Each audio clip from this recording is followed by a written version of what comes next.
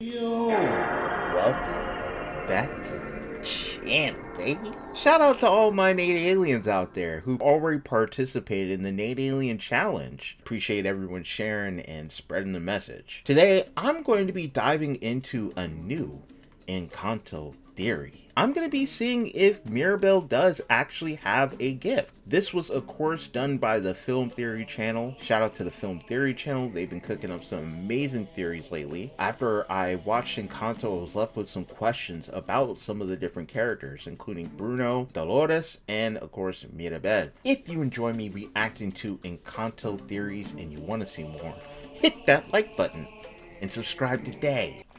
Join the Nate Aliens. Let's go ahead and get into it. We don't talk about Bruno, no. We don't talk about Bruno, huh? Well, They had to do that. They had to do that because this video would have just got clapped. Disney don't be playing about their copyright. bad, cause I am gonna talk about Bruno. Oh yeah, you heard that one right. I'm gonna talk all about Bruno, and there's nothing you can do to stop me from talking about Bruno.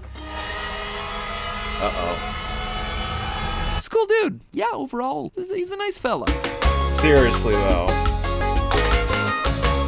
I like Hello, it. Internet. Welcome to Film Theory, the show that knows you've got a gift for smashing that subscribe button. We may not talk about Bruno around here, but today we are talking about Disney's Encanto, because this thing, it's just great. Every song is a banger. The animation is beautiful, and Stephanie Beatriz, I mean, what more can I say other than 9-9? I legitimately loved this movie. After getting sort of missed in theaters back when things were slow with reopening, this one has blown up over recent weeks on Disney Plus streaming, and it's easy to see why. It's fun, it's clever, it's heartfelt, and most of all, it's different from pretty much every other animated movie that's been put out in recent years. The culture is so alive throughout the film. I loved it. Maybe the most different thing of all is that this is a movie filled with unsolved mysteries. Not in the sense of like, hey, they forgot something, or, well, that's clearly a teaser for Encanto 2 Encanto Más Duro, but more like the film's just saying, hey, the characters finished their emotional and spiritual journey, but some of the unexplained things of this universe, yeah, we're just gonna let them stay unexplained. Come to your own conclusions. And a quick search over any discussion of Encanto on the internet clearly shows people are definitely trying to do just that. So how can we not get in on that action ourselves by diving into the biggest question that remains at the end of this movie? Does Mirabel finally get to move out of the nursery? Seriously, just because she didn't get a magic door doesn't mean a grown woman should be forced to sleep on a janky nursery cot. Meanwhile, you got this kid over here going, hey look, I'm Tarzan. It's my literal jungle room. Watch me cuddle For with a real. capybara. The Madrigals have some severe issues with the haves and have-nots in this movie. That was something, too, that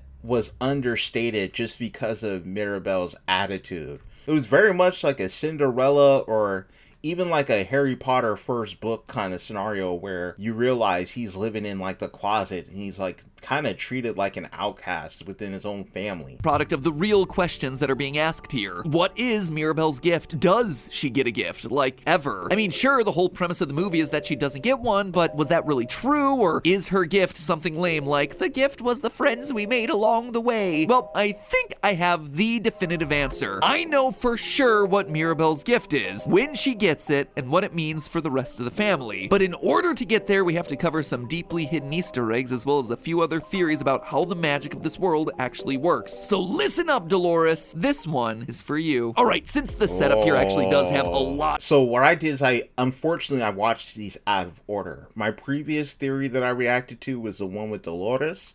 Thank y'all for watching that, of course. If you haven't seen that, I think I'll throw a card up and it'll pop up like here or something. So you can go ahead and go watch that. But yeah, it was talking about Dolores a little bit deeper and what she has been hiding. It's probably best to recap things for quick reference. Encanto takes place in Colombia near the beginning of the 20th century, sometime after the Thousand Days War, a civil war between two rival political factions. The Encanto of the title refers to the charmed place between two mountains where a community of refugees and their descendants live under the protection of the magical Madrigals, a family blessed by a miracle that gives each of them a superpower when they come of age. Peppa can control the weather with her feelings, Julieta's cooking can heal, Luisa has super strength, Isabella has phytokinesis, which is the power to control plants, Camilo is a shapeshifter, Antonio can talk to animals, Dolores has super hearing, and Bruno... Talk about Bruno, no. can see into the future. The miracle also made their house casita come to life. The miracle appears to be contained inside of a magic candle protected by the head of the family, Abuela Alma, who led the community to the area after her husband Pedro died while on the run from enemy soldiers. But in the least subtle Disney metaphor since Elsa was birthed out of the Yonic ice luge of mommy issues in Frozen 2, there are literal and figurative cracks forming, and it all leads back to our main character Mirabel, the only Madrigal who, on the appointed day, was not bestowed with a gift or special magic room by the miracle candle, and no one quite understands why. So with the rest of the family's magic fading, Mirabel sets off to solve the mystery by visiting each member one by one in a structure that feels like it was ripped straight out of a Mega Man game. One therapeutic musical boss fight at a time, she learns that the pressure everyone is under is what's causing tension within the family. One by one, they all heal and come to a new understanding of each other, except for Abuela Alma, who won't hear any of it. A few musical numbers and one heartfelt confession later, the community comes together to rebuild Casita, and the Encanto is renewed in a new, more open, and more powerful form. Bien está lo que bien acaba. Well, except for the fact that the candle went out and stayed out, and we never truly found out what made everything work in this universe. We also never get confirmation about whether or not Mirabel in the newly rebuilt Casita gets a magic power or magic room, and working those questions out is what's driving a lot of the post-movie discourse. So, are the answers actually here in the film, or is this just a case where it's like, you gotta make up your own personal headcanon? Well, I think I have all the answers, but you have to look really closely at the clues that are sprinkled throughout the movie. First and foremost, let's debunk a theory that I've seen tossed around on the internet. It's actually one that a member of our team first pitched out to me. The magic of the house, and even the miracle of the candle, are all thanks to the spirit of the late Abuelo Pedro, the grandfather who's still watching and protecting. This is my original theory when I watched the movie. If y'all watch my reaction to Encanto, I thought that that's what they were leaning towards with the story. That his spirit basically is within the candle, and that's what blessed everything. But because he's within, Mirabel being the descendant, there's no need for the candle anymore. And that's what the whole movie was kind of showing, was that the gift lies within the future that we're sowing for each other.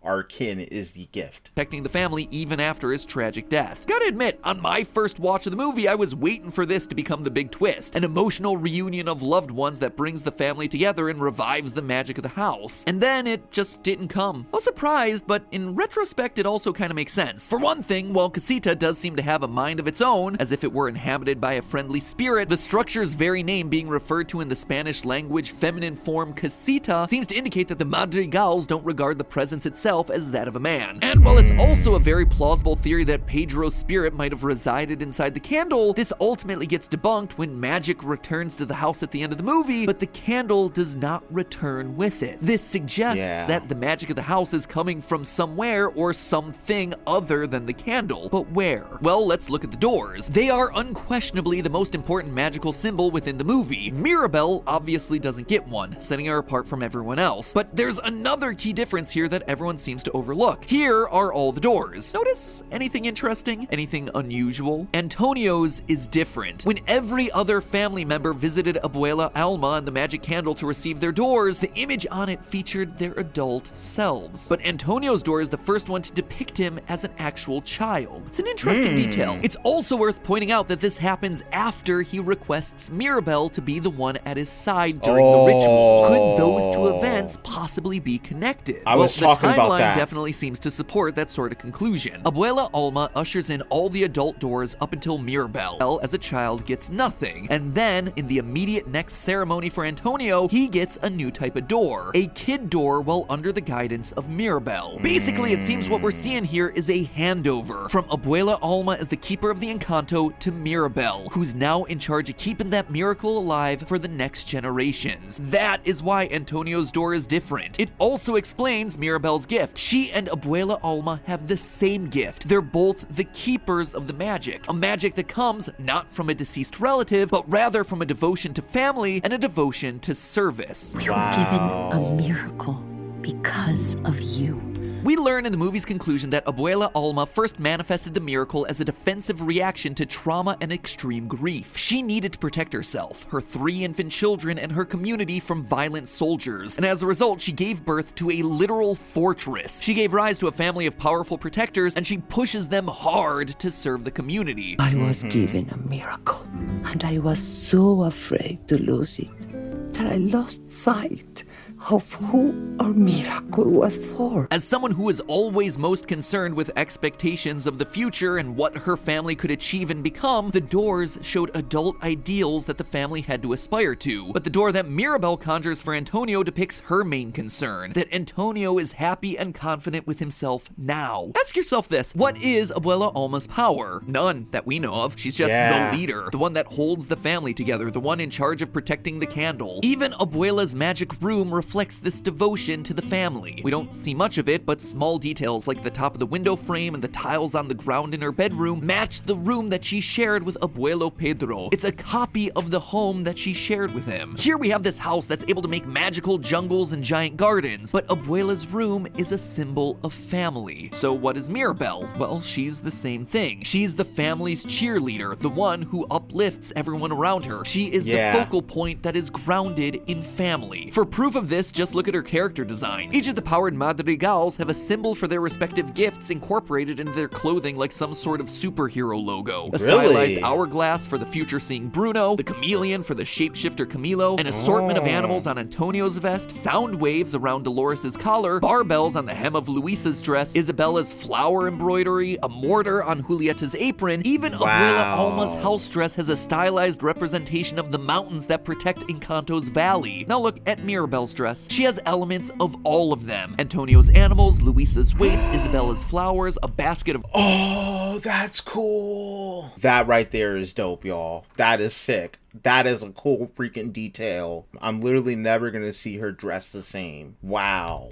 Rolls for Julieta, a rain clown for Peppa, music notes for Dolores, Camilo's chameleon. She brings all of them together. She's the one that, quite literally, holds the household together, just like Alma has done up to this point. But there's one other design detail here that the animators included to communicate this, the motif of butterflies. Butterflies are everywhere on Mirabel's dress, which directly connects her to the design on the magic candle. But what you might not have noticed is that it also connects her back to the casita and Abuela Alma. We see that the back wall of the kitchen, the heart of the casita, has the repeated theme of butterflies. And on Abuela Alma's dress, just below the mountains, is a lining decorated with butterflies. This is probably why both Mirabel and Abuela Alma are the only two that we see actively talking to and controlling casita. Well, I'm sure anyone in the family can possibly do it. These are the only two that the movie actively— That's next level. That's the next level theory. I didn't even trip off of that. She really does like almost manipulate the house like she's one with it.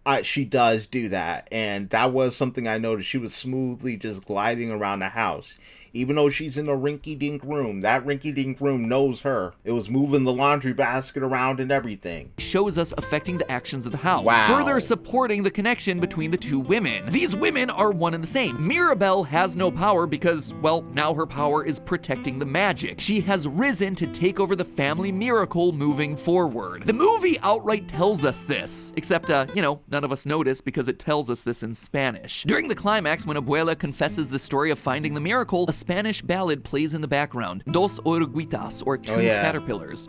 Caterpillars, as in the creature that ultimately metamorphoses into people who symbolically transform into butterflies and wear them all over their clothes. Well, the lyrics go a little something like this. I, little caterpillars, don't hold on anymore. You must grow apart and return. You'll keep moving forwards. Wow. Two women who grow apart only to grow back together and move forward, huh? Sounds a lot like the relationship between Mirabel and Alma and how their emotional separation ultimately moves the family forward into a new era of empathy and emotional understanding. Quote again from the translated lyrics. You must leave and build your own future. Two disoriented caterpillars in two well-wrapped cocoons. With new dreams, now all that's missing is to do what's necessary in a world that keeps changing. Taking down its walls, there comes our miracle. I mean, it's all right there, guys, like a strategy guide for solving the family's problems. The world has changed, so take down the walls and rebuild. Come out of your protective cocoons and embrace each other. Mirabel's gift, just like Alma's, is to feel what others need and, in the case of her family, see their potential and help them realize it. But Alma ultimately lost her way. She pushed the family too hard. She held on to them too rigidly because she was still trapped in the past, a time that she needed to be on the defensive. But as the song said, times had changed. They needed to rebuild in order to move forward. And so, it seemed time for the miracle to be passed on to The person whose name is literally one letter off from the word miracle. Because let's face it, friends, sometimes the clues don't have to be all that subtle. But hey, that's just a theory. A film theory. And cut. Butterflies in the floor.